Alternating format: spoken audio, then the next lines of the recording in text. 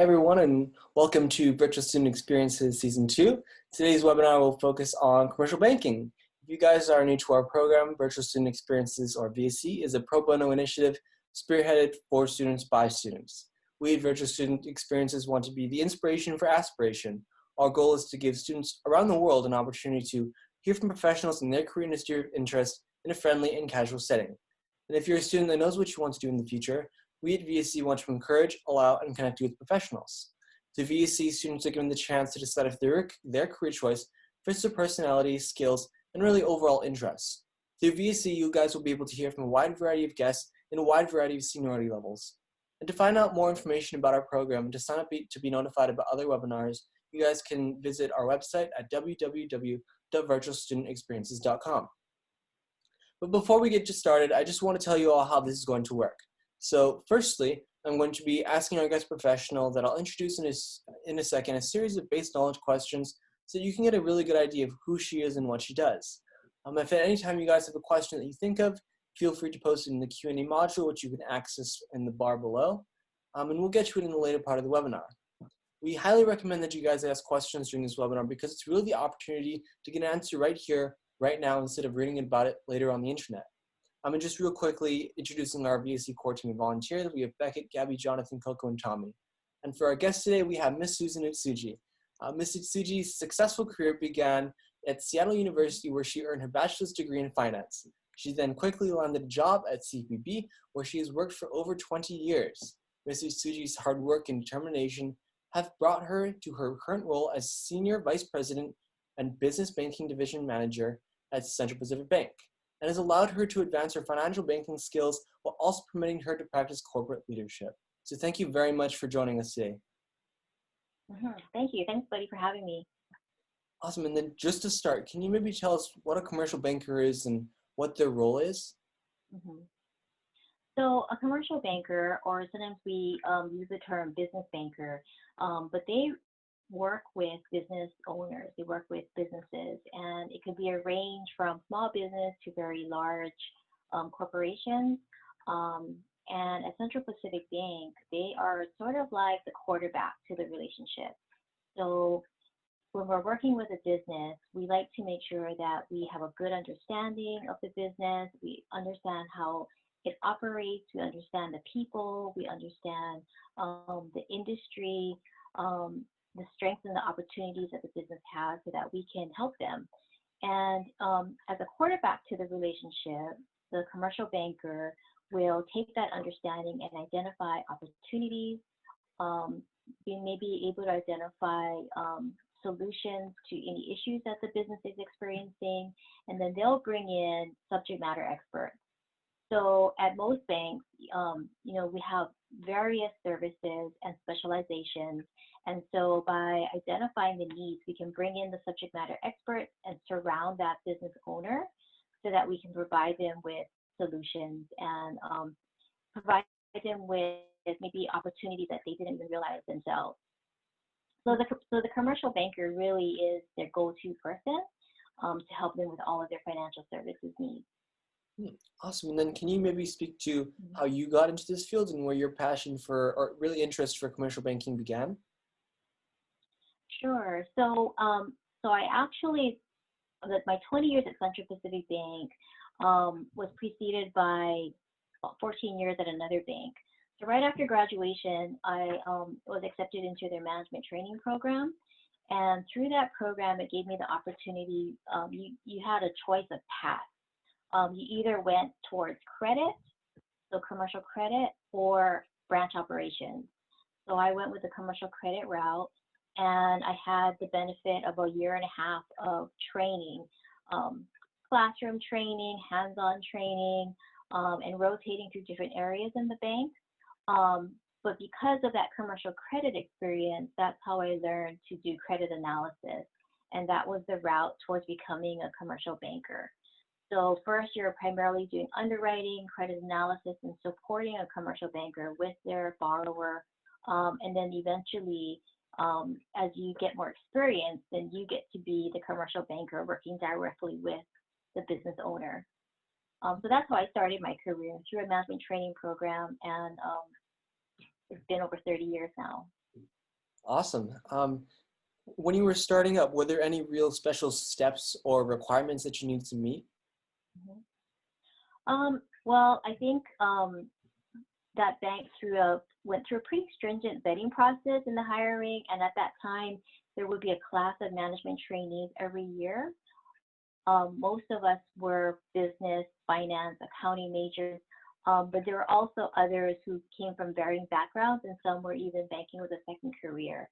And so I think as you know, an employer hiring, they were looking for some technical expertise, but also broader expertise or broader experience that you bring with with yourself as an employee. Um, when I first started, I just had textbook knowledge, and I learned a lot through the training program, and a lot of it is intangible. And as you develop in your career, other things come into play besides your technical skills, but also your soft skills, your communication skills, etc. So, but it started, I think, with technical skills. Hmm. And then in terms of education, can you speak to maybe how important it is to go to a name school or really get good grades, and if there's a balance in Mhm. between the two? So I'm old, right? So but it might be different today. But I didn't go to a name school. I graduated from Seattle University, and it was just through, and I applied at various banks in Seattle as well as Hawaii, because that's where I was born and raised. And I don't know what exactly they were looking for, but I was fortunate enough to get an interview over the phone at that time. We didn't have Zoom, over the phone at that time, and then I was coming home for vacation, and they had scheduled interviews. Um, so, I I recognized that it was a great opportunity because it was a management training program. I don't I think having a college degree, of course, is something that is a minimum requirement. But I think today, especially, I don't think you have to be from a name school. I think it's really your experiences that you can bring to the table. I think your resume will show things other than your education, right? It'll show things like what you're doing here with this project with VSE. I mean, that shows a lot of initiative. So I think it's those other intangible extracurricular projects that you may have that you're involved with that can showcase your leadership skills, your initiative, your work ethic, and being able to articulate all of those skills and the experiences that you had. I think that speaks a lot. Of course, other than the school that you graduated from or your degree, but I think people are looking for, as an employer, looking for someone that has that that something special, and oftentimes it's not their degree or the school that they went to, but it's the things that they've accomplished. Awesome. And then obviously you gained a lot from that management training program, but for like Mhm. students like me who are young, do you know of any programs or um, programs that are offered to high school, maybe college students to really get a good basis in commercial banking? Um, with commercial banking, it's an understand having business acumen is one step. So understanding financial analysis, but also just generally, understanding operations, understanding a cycle of the business.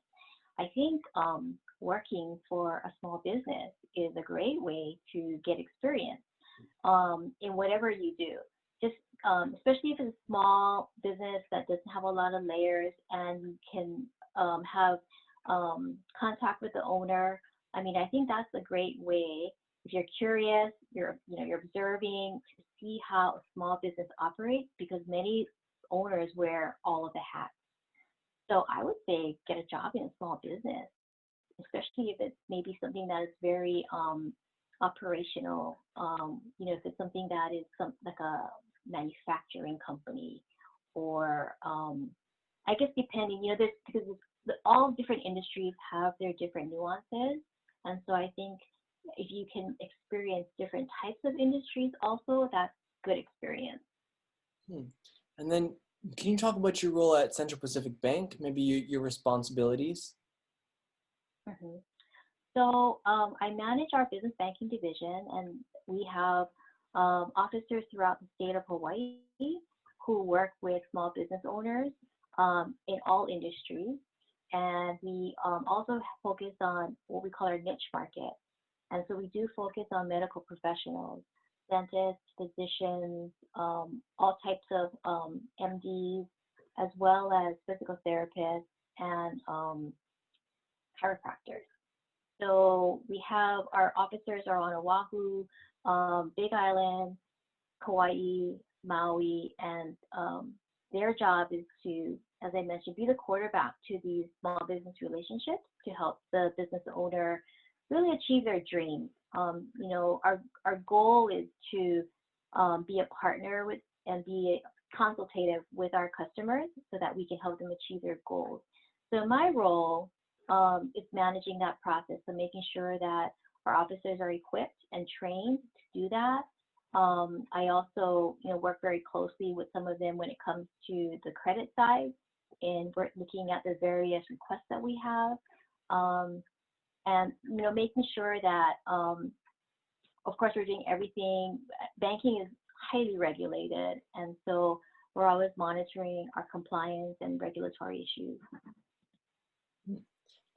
And then how do you continue to make progress in your position throughout really over 20 years of work? How do you gain the drive to really just keep moving up and put even more effort into your work? Yeah. Things change, right? Banking has changed, the business environment has changed, and so customers' needs change, and that's what makes it interesting. I think if you have the basic desire to help, that's what keeps you going. And as things evolve, being able to evolve to meet the needs of your customers. So, for example, with this pandemic that we're experiencing, it's not business as usual for anyone. And so for us, it's trying to figure out how can we also pivot to help our customers pivot. Making sure that they have the ability to sell online, or making sure that we're supporting opportunities to sell to outside of Hawaii online. So I guess, it's interesting because it's always changing, and that's what keeps me going.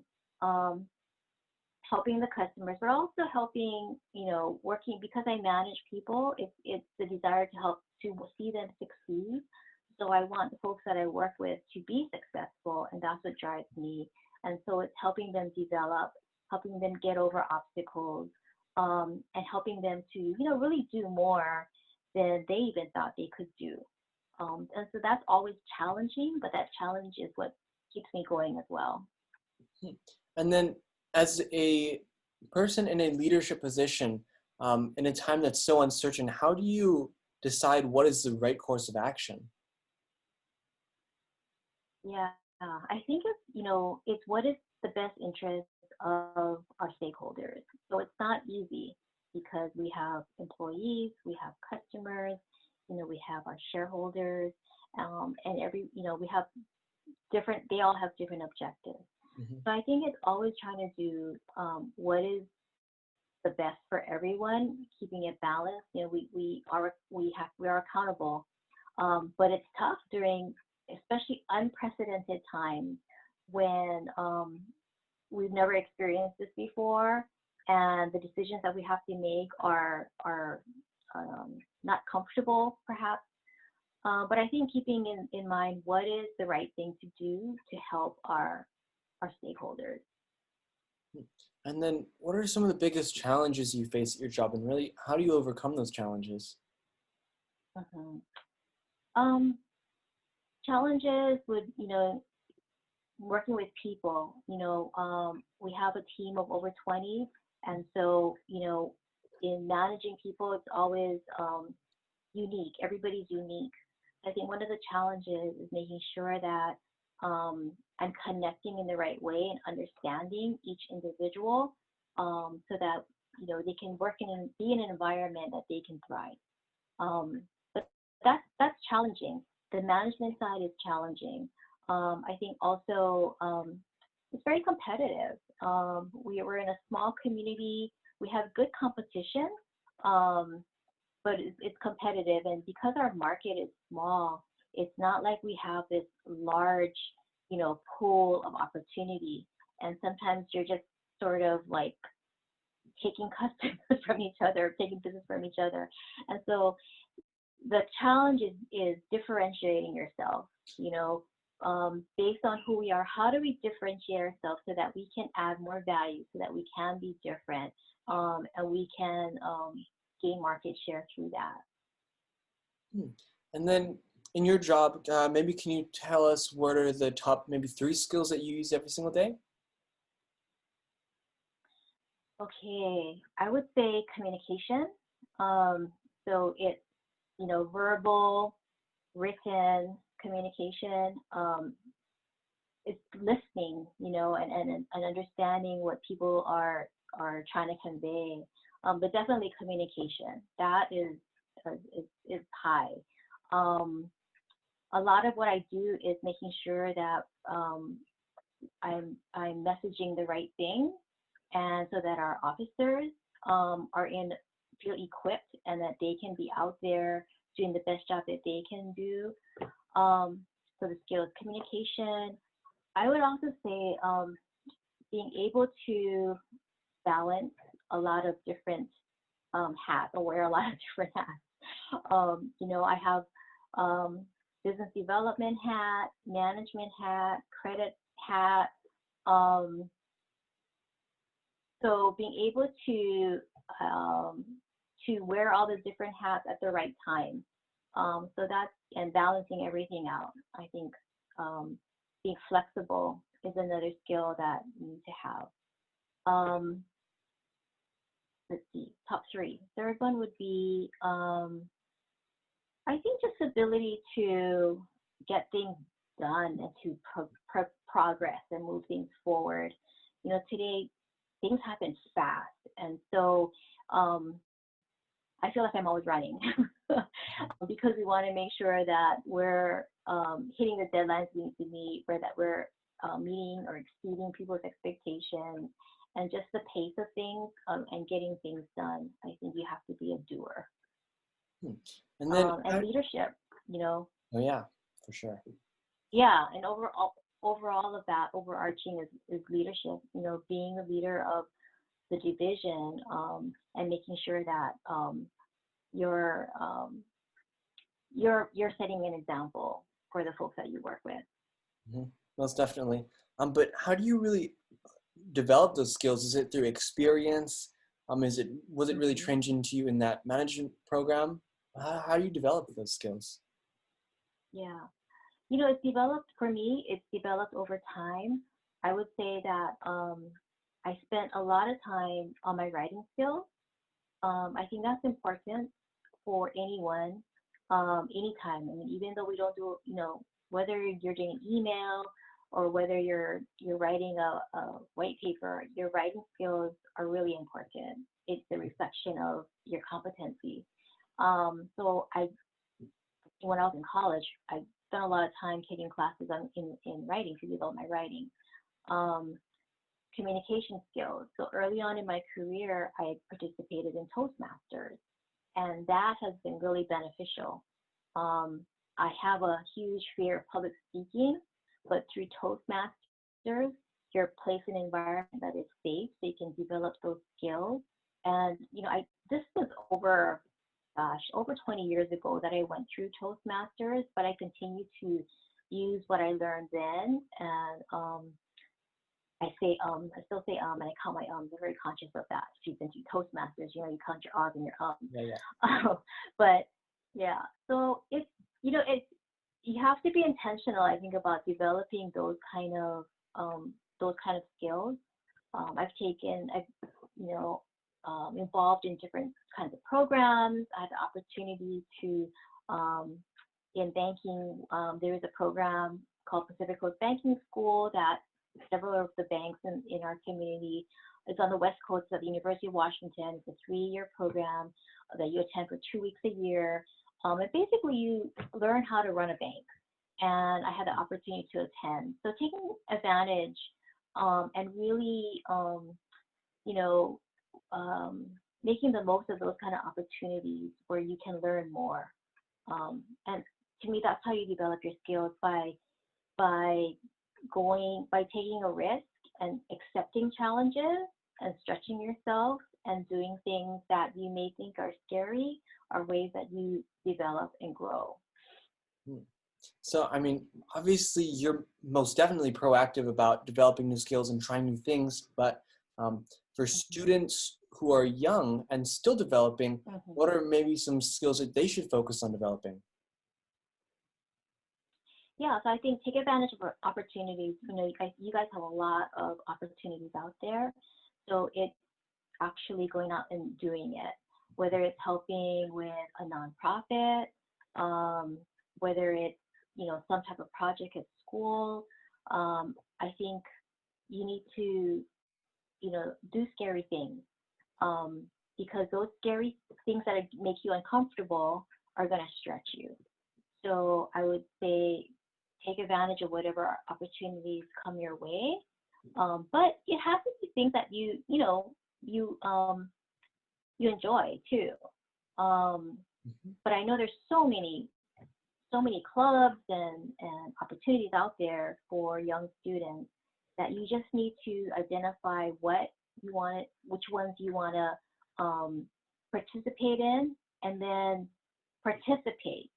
Don't just be there, but really put your heart and soul into it, because what you put into it, you're going to get out of it. So, and you're going to grow and learn from it. Awesome. Thank you for that really good piece of advice. Focusing maybe in the past few months or more towards last year, can you tell us what a typical day looked like for you before the coronavirus pandemic? And then comparing that to now, how does your day look like now? Yeah. My typical day before the pandemic was a lot of meetings, a lot of in-person meetings, 1-hour meetings on various topics. It could be sales meetings, it could be meetings on maybe new programs that we're trying to develop, it could be meetings on credit. An officer, whenever there's a deal, we call it a deal screen, where they come in and they'll present their deal. So lots of those, based on my responsibilities, a lot of meetings related to that.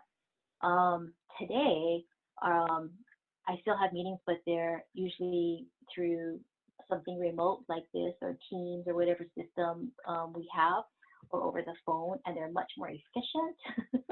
For some reason, when you're on the phone or when you're using this type of format, you don't waste as much time on things unrelated to the topic at hand. And so I find that the meetings are much more efficient. So while I'm still in meetings, I can do more. I have more time between those meetings to do the other things that I need to do. So I think that's been a big change. And also thinking of, more of outside the box, because we realize it's not business as usual. We need to pivot. So trying to be more creative in what we can do. I mean, one of the things that I love about working for Central Pacific Bank is that, we are a publicly traded company. It's a large organization, but it's also small enough where we can really think of creative things that we can do within our division to help our customers and see it actually come to fruition.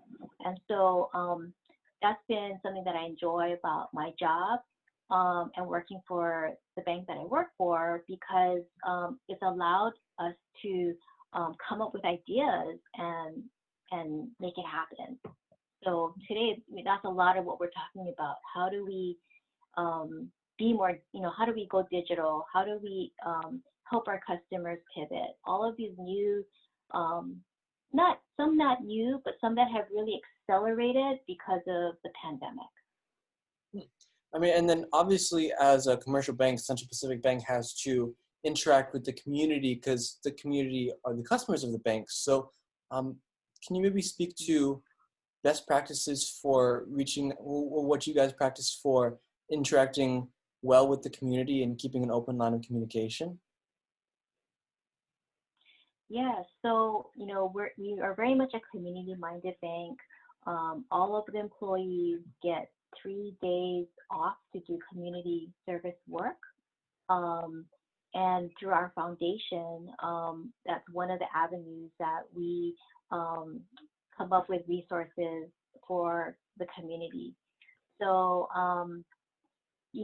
we are very active in, for example, we just recently sponsored the Made in Hawaii Festival.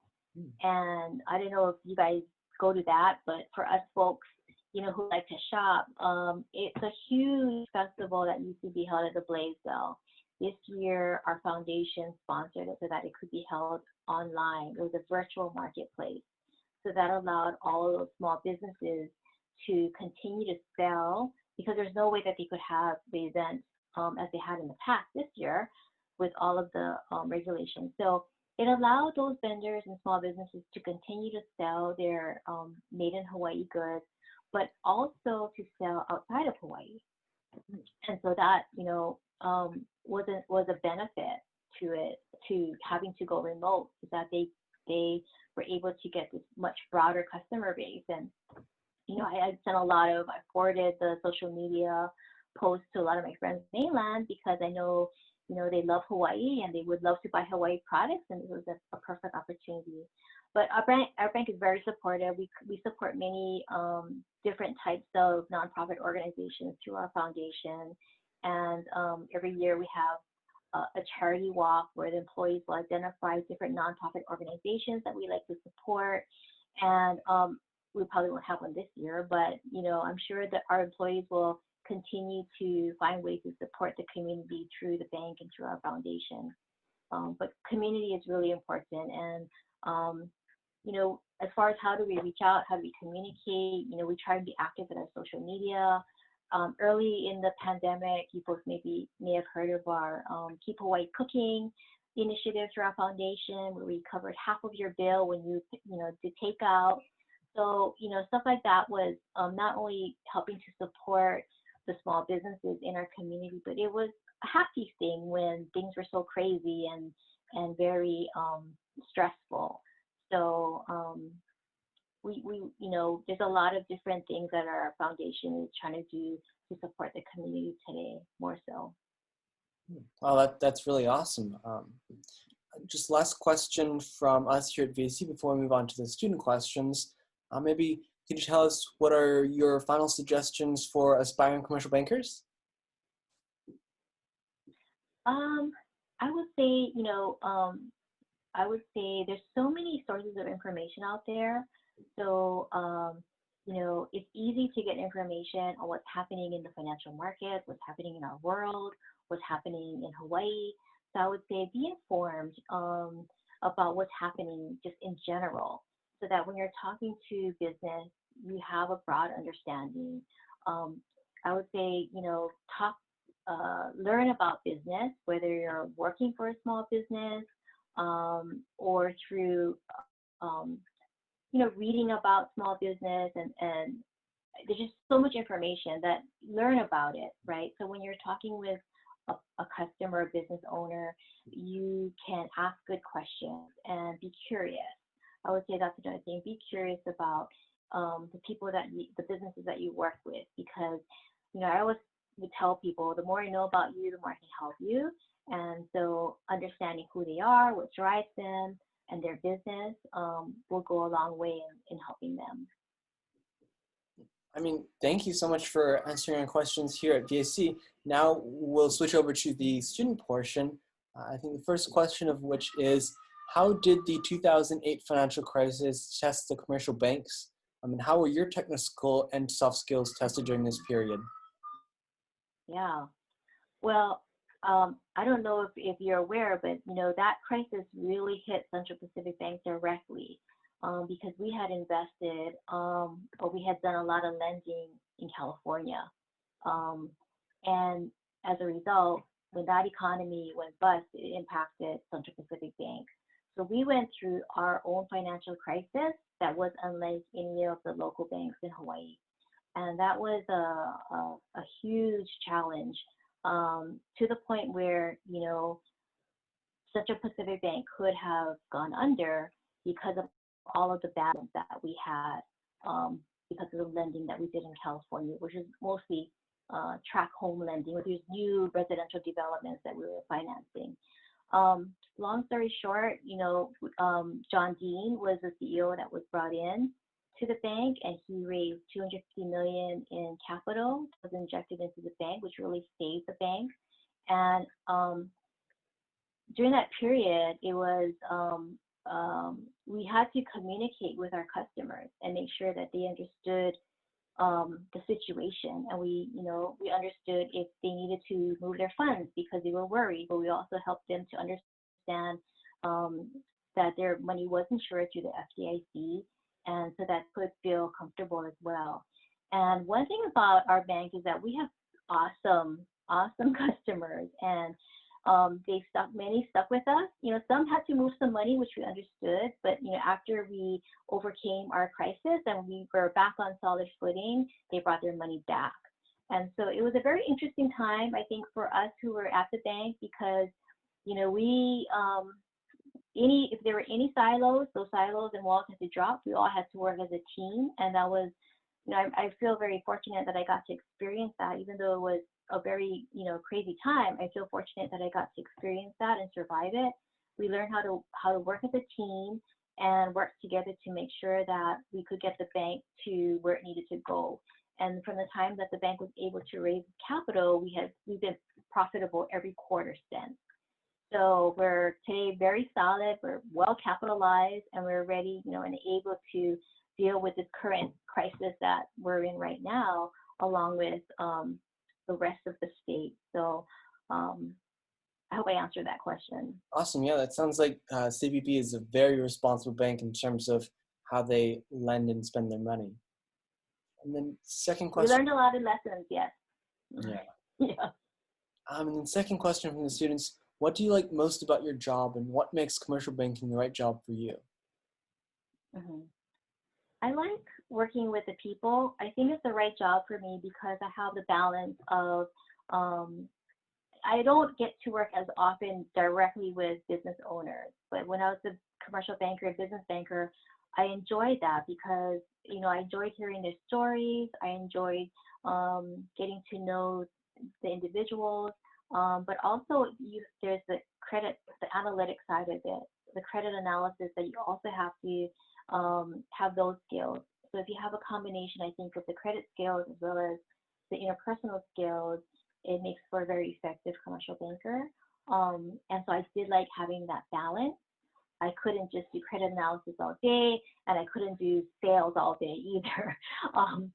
But I like the job too, because ultimately, banking is a people business. It's helping people. Ultimately, that's what we do. We help people, and so that's why I like the job.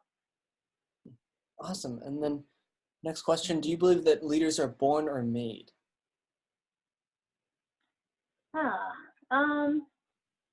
I think they're both born and made. I think that you can be. I've never really sought out to be a leader. I've never, just in my personality, I think I still feel uncomfortable saying I am a leader, but I think it's what drives you, right? And it's my desire to help people, my desire to help people succeed, and my desire to make sure that we do the right things results in being a leader. Then that's what happens, But that isn't that for me. It's and for others, I think it's something that comes over years of development and experience. And so, oops, are you still there? Yeah. I'm here. Okay. So I think leaders can be made. I don't think you have to be born a leader. Excellent. And then how do you avoid burnout as a commercial banker? Can you transfer those avoidance skills to your other jobs? Avoidance skills? So burnout. How do I avoid burnout? I think you have to be able to handle stress, and I think I handle stress well. for myself, um, outside of work, I have a great bunch of friends. I have my gang, and whenever I get together with my friends, and it's a way for me to not, we laugh a lot. Laughter is always good therapy. But I think just being with my friends is a good way to, for me to not have burnout. It's easy to work long hours, and I do. But I think, on the weekends, I really try not to, I really try to enjoy my weekends. So having that time for yourself and doing the things that you like to do helps avoid burnout. Hmm. And then would you say that most banks have a clear company ladder? To a certain extent, yes. I think there is a path, but I also think that today you don't necessarily have to follow that path and to climb the ladder. Um, Typically in my experience, credit has been the way because, that's how the bank generates its revenue through the interest that we make on the loans. And so that typically has been the way, but that's not the only way. So I think working for an organization, though, that as a young person, especially starting out, that can articulate an initial path for you is important. And I think most banks should be able to do that. I know at CBB, we set that, we paint a picture for someone coming in on what they could do. So that's definitely important, I think, for a young person to feel that there is a game plan for them, and there's opportunity. Hmm. And then did you have a mentor? And if so, how did your mentor help you / lead you? Yeah, I've been asked that question, and I can't say I have a specific mentor. I've had a lot of people who have helped me in my career and who have been an influence. Um, I would say that you have different people that influence you in different aspects of your life. So one person it's sort of cliche, but my father, he was actually a banker himself, and I do a lot of community involvement, community service, and I realized that, my father was, if you're familiar with Lions Club, he was a charter member, and a Lions Club member for 65 years, over 65 years. So he recently passed, but I realized all of these things, and looking, kind of reflecting on his life.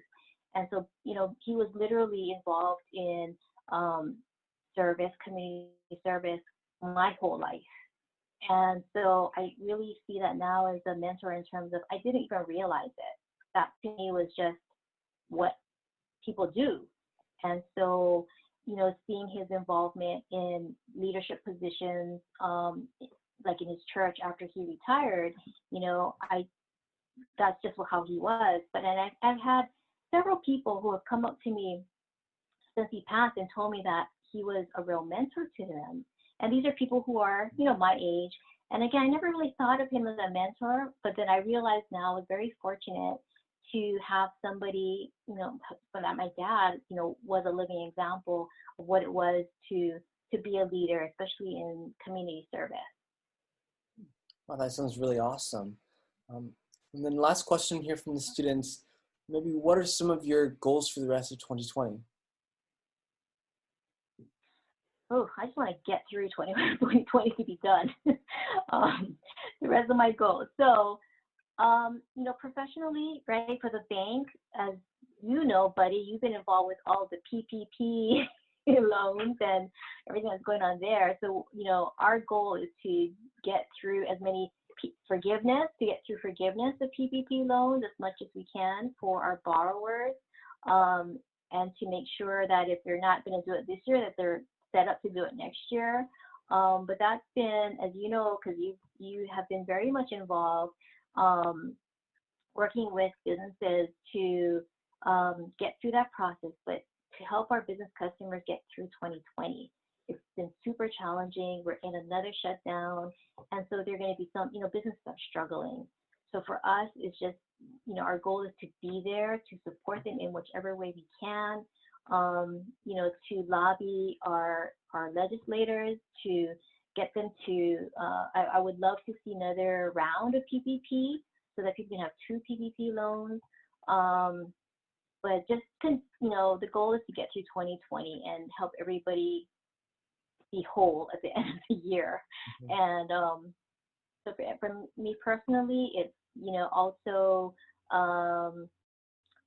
so just finding ways to deal with this pandemic. And, I have 2 daughters who live in California, so I don't get to see my daughters like how I normally do throughout the year. So finding ways to keep in touch remotely, but it's just getting through 2020, just surviving that.